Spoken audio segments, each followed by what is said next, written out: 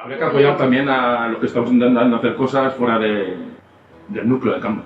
Y que se hagan entre todos sinergias. Y a ver si conseguimos que nos salga el proyecto y con el relevo generacional conseguir tirar para adelante. Echarse una mano además entre todos, ¿no? Que es de lo que se trata, que es el poder que tenemos, la comunicación, ¿no? Entonces hay que hacer que se descubra sin que sea un...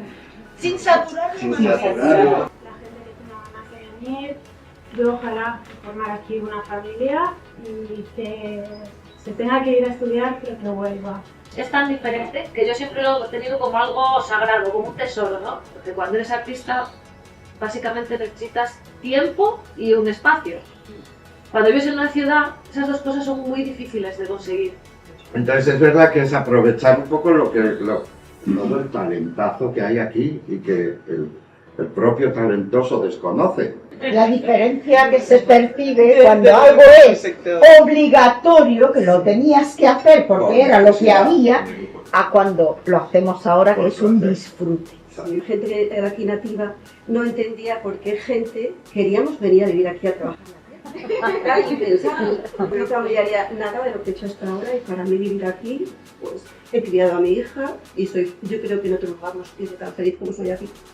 Entonces vinimos y nos empezamos a meter en el mundo de la apicultura y nos encantó. Entonces empezamos a buscar, sabíamos que si veníamos de un lugar tan salvaje y tan natural como Tanzania tenía que ser parecido.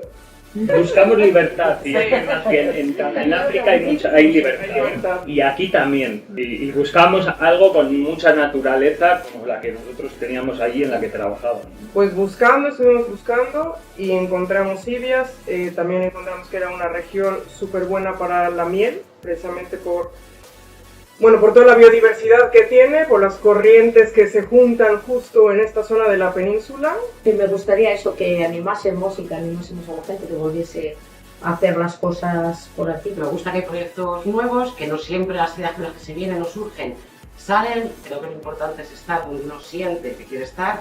Hay una plataforma que se llama Volver al Pueblo, en la que se inscriben, no os podéis dar idea la cantidad de gente que está interesada por venir a vivir al pueblo y concretamente a Asturias. En una iniciativa que es reconectar generaciones, ¿no? Que pueda realmente existir un relevo generacional en los negocios locales porque realmente van a dar vida al territorio.